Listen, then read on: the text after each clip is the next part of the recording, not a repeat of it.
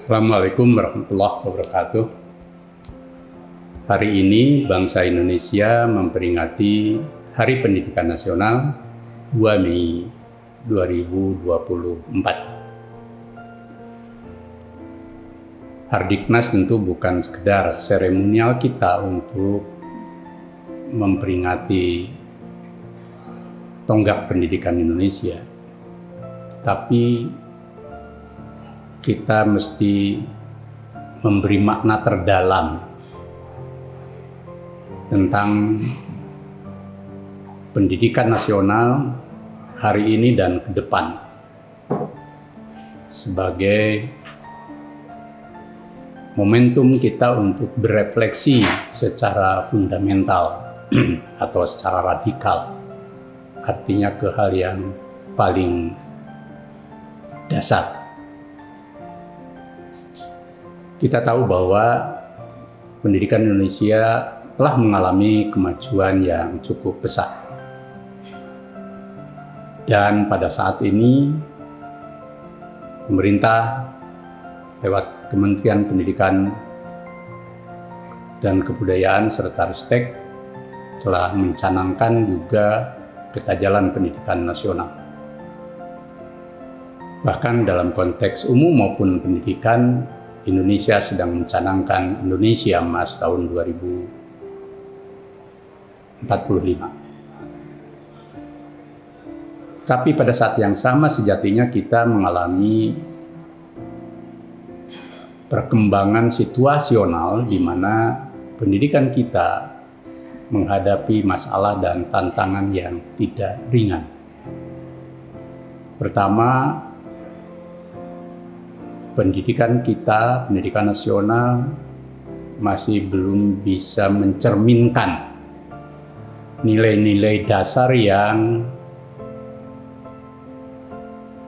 ditanamkan terkandung di dalam konstitusi kita pasal 31 tentang pendidikan dan kebudayaan,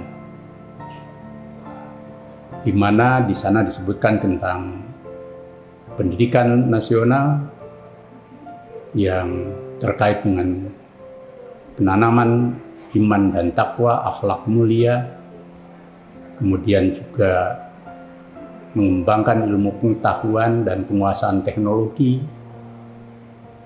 berkebudayaan, membangun peradaban, persatuan nasional, dan prinsip-prinsip mencerdaskan kehidupan bangsa sebagai tujuan yang utama.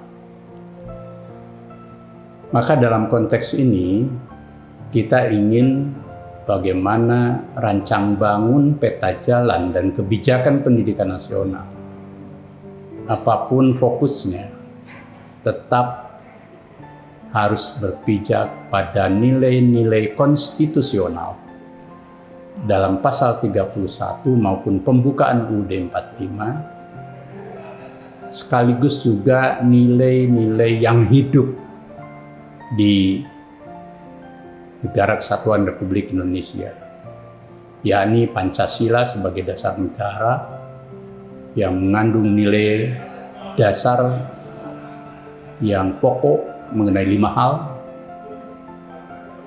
ketuhanan yang Maha Esa, kemanusiaan yang adil dan beradab, persatuan Indonesia, kerakyatan yang dipimpin oleh hikmah kebijaksanaan dalam permusyawaratan perwakilan dan keadilan sosial bagi seluruh rakyat Indonesia. Maka pendidikan nasional mau tidak mau dan peta jalan yang dirumuskan itu harus mengandung 5 nilai dasar itu dan tidak boleh direduksi atas nama apapun. Dan para perumusnya harus paham betul, menghayati betul, dan konsisten untuk mengaktualisasikan, memasukkan 5 dasar nilai itu. Karena itu adalah Pancasila sebagai dasar negara.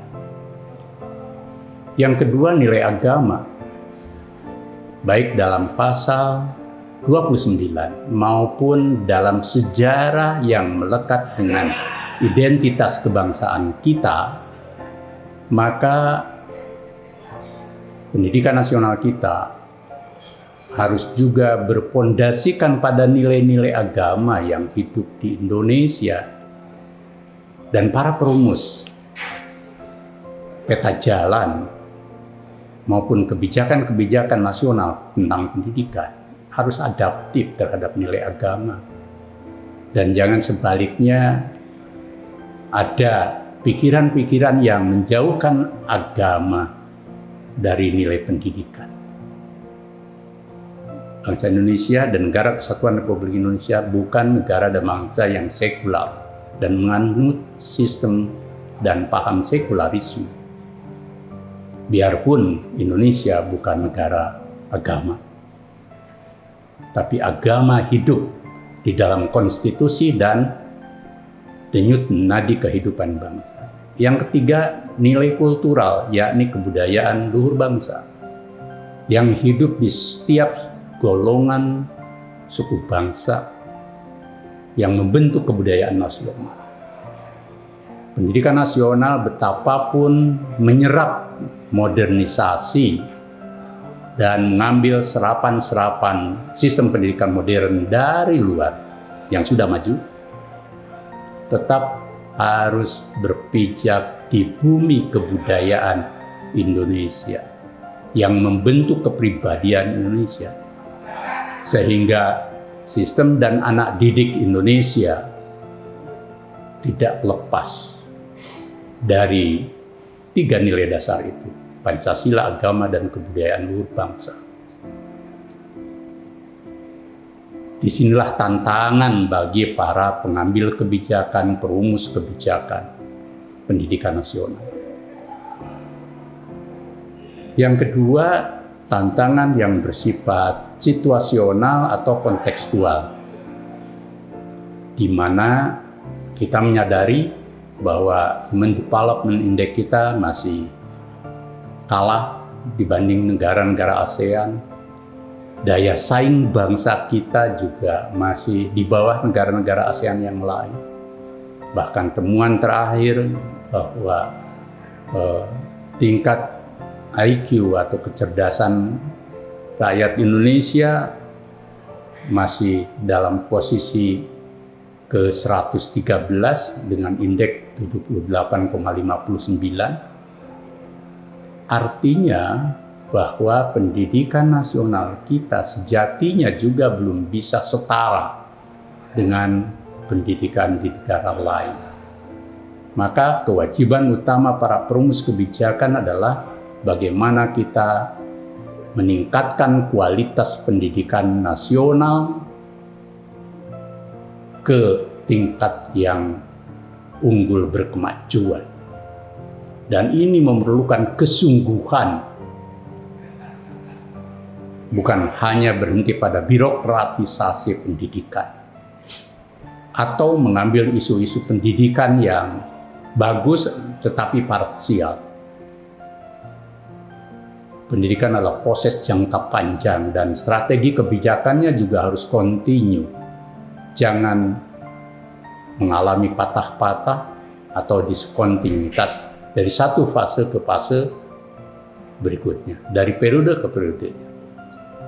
Menteri dan pola kebijakan boleh berbeda, tetapi kesinambungan menjadi wajib adanya. Karena pendidikan menyangkut hajat hidup bangsa untuk mencerdaskan kehidupan bangsa. Yang ketiga, pendidikan di Indonesia tidak lepas dari peran swasta, lebih-lebih swasta yang berbasis pada gerakan keagamaan dan kemasyarakatan.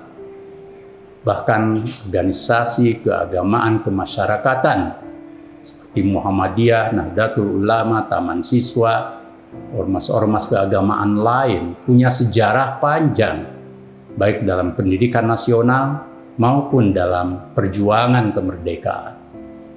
Maka menjadi naif kalau ada pikiran-pikiran dalam perumusan kebijakan pendidikan nasional maupun dalam merumuskan peta jalan pendidikan nasional memarginalkan peran swasta, kemasyarakatan, dan keagamaan.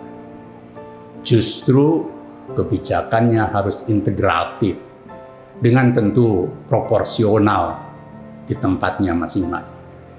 Tapi selama mempertentangkan antara pendidikan negeri dan pendidikan swasta berbasis, khususnya yang berbasis keagamaan dan kemasyarakatan, yang non-profit, maka kita akan kehilangan potensi membangun Indonesia dan pendidikan Indonesia secara bersama. Yang terakhir, kami paham dan kita berada dalam konteks pendidikan nasional di era modern dan sistem yang modern. Kita paham bahwa pendidikan juga tidak lepas dari kebutuhan nyata masyarakat. Para lulusan pendidikan di Indonesia di jenjang manapun memang juga berniscaya untuk menjadi orang-orang yang bisa bekerja di berbagai tempat dan lingkungan kerja, bahkan di ranah global. Pendidikan yang profesional juga meniscayakan bagian dari kebijakan pendidikan.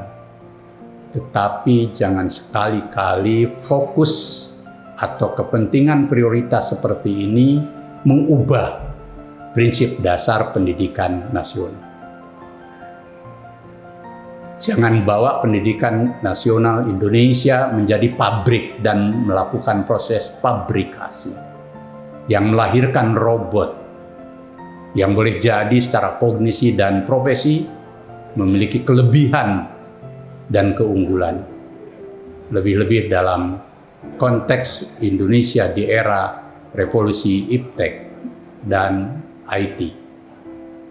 Tetapi tetap bahwa pendidikan menghasilkan dan melakukan proses pencerdasan manusia dengan keseluruhan akal budinya.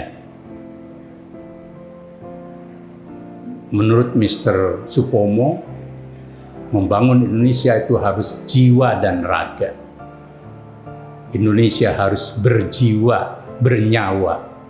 Bahkan dalam lagu Indonesia Raya, bangunlah jiwanya, bangunlah badannya.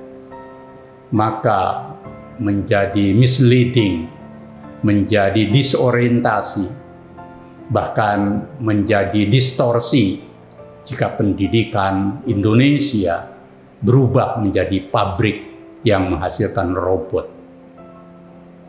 Kita harus menghasilkan insan-insan generasi Indonesia yang kuat, religiositasnya berbasis iman dan takwa, apapun agamanya, berakhlak mulia, apapun agama dan latar belakangnya, kemudian mereka berilmu, menguasai teknologi, berkeahlian dalam berbagai bidang, tapi pada saat yang sama juga menjadi insan-insan yang bersosial, sebagaimana kultur gotong royong yang hidup di bumi Indonesia.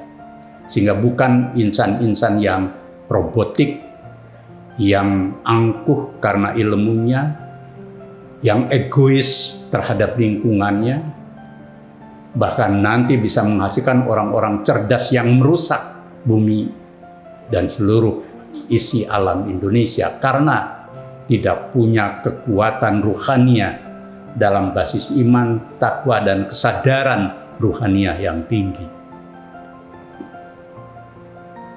Saya yakin bangsa Indonesia ke depan akan maju jika rancang bangun pendidikan nasional betul-betul berbasis pada pendidikan yang mencerdaskan kehidupan bangsa secara utuh, komprehensif, dan multiperspektif, dan tidak terjebak pada reduksi, distorsi, dan disorientasi yang hanya menyasar satu target dan tujuan, yakni menghasilkan manusia yang robotik.